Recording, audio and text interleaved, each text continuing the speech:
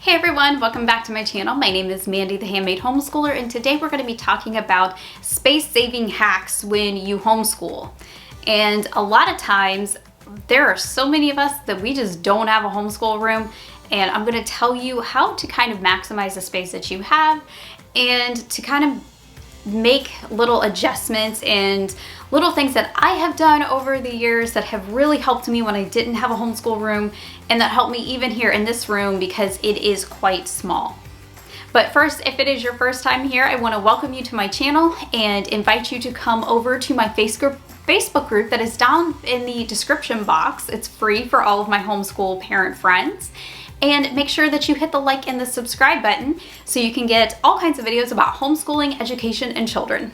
Okay, so there are so many things that I feel like I could add to this list that it was really hard making decisions on what I should actually go over in this video. One of the first things I want to talk about is my 10 drawer cart.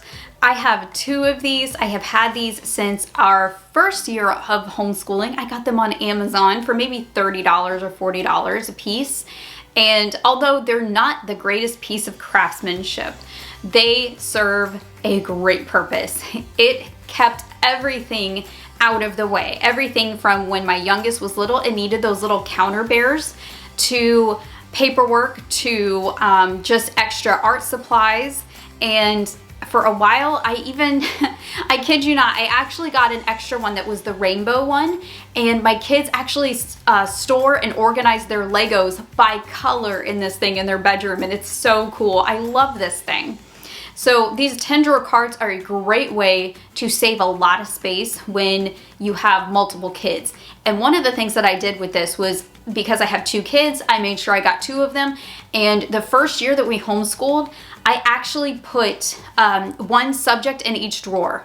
So we didn't have a lot of space, and I was homeschooling in my kitchen.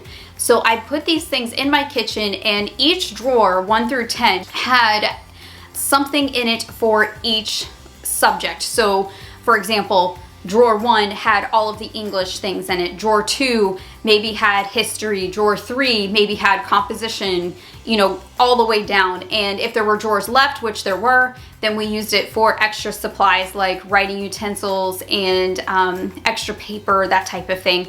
Or I even put my teacher book inside of it too. So I had lesson plan books. And on the top part, there is a little a rest area where you can put books and things like that. And behind me, those little magazine holders, I actually used to put those on top of them. So all of their workbooks and anything they needed and all of the teacher books for me were all in one convenient location. Another thing I want to talk about is whiteboards.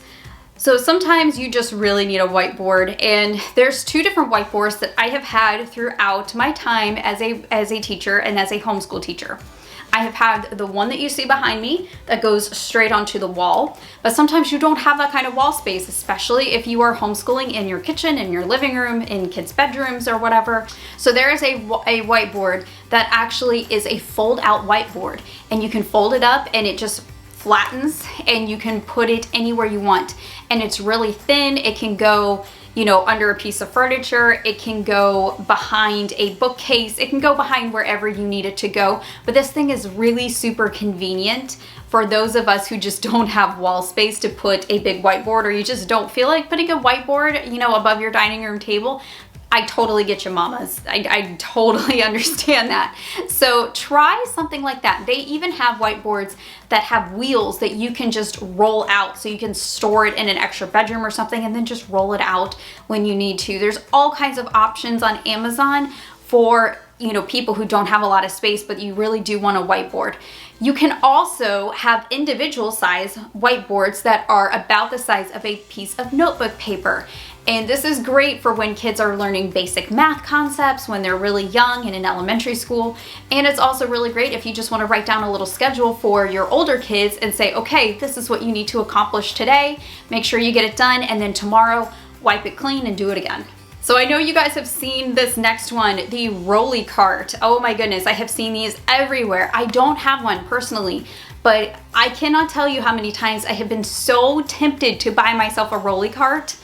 But I don't need one now because I do have a room. So I keep telling myself it's a waste, don't do it, but I want one really bad. But I know that a lot of people in my homeschooling group use this method, and it is a 3-drawer cart. I will put like a link or something down below on Amazon so you can see what I'm talking about. There is a 3-drawer cart that so many people have, and there are lots of homeschooling parents that use this. They put everything from books to artwork to art supplies and all kinds of things inside of here, all the curriculum books and pieces. And it seems like it is a great option for those of you who don't have a homeschool room, or you're schooling at the table and you just want to pull it right up and it rolls right up to the table and you can just get everything that you need. And then when you're done, put everything back in and roll it away. So I have hanging file folders in my homeschooling room, and that has helped me more than anything else the last 2 years keep all of the paper clutter away. I really needed a system. I don't have enough space in here for a desk for myself. So we have desks for the kids, but we were accumulating papers everywhere that I needed to put, you know, in their files and things like that. Or we had like extra student sheets or, you know, whatever. There's just tons of papers when you are a homeschooling parent or a teacher, and I needed some kind of system to keep these all together so I would quit losing them. And I found that this system of the hanging file folders has been a lifesaver. I love this system. So if you have a paper clutter problem, this is perfect. I had one year where I had a really large homeschool space and I was able to actually have a desk in there and I loved it. But I had on my desk this like file box, and it had all of these spaces in there. That's a great option if you have the space to do that. I don't in this room, but that is also something that really, really helps. So the kids can just turn it in like they did when I was, you know, a teacher in school and I had a desk and I had just a place where like a turn-in box, and they would just turn all of their papers in at the end of the day. And that was a really great way for me to organize those papers, to know what to put away and what I needed to file. Another thing you can do, and this works really well with really young students, preschool and lower elementary, if you don't have wall space and you want to have things on the wall like a calendar and things like that. I used to have that. I love those. A trifold board is a really cool investment to do. Now, these things, you can get them so super cheap at the dollar store or at like the convenience store or even at Walmart.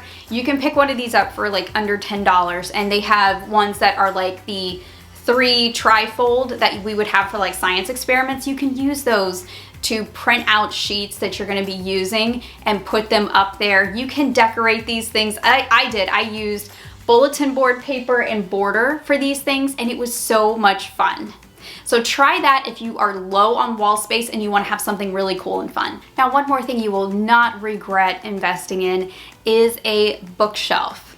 So there's many ways that you can do this. My husband actually built us a shelf that runs along the top part of our classroom that I have found works amazingly well in this classroom because we just are running out of space, so we utilize the walls. I did not have the room for another bookshelf. I actually have a bookshelf in this classroom. You guys have seen it on my classroom video tours.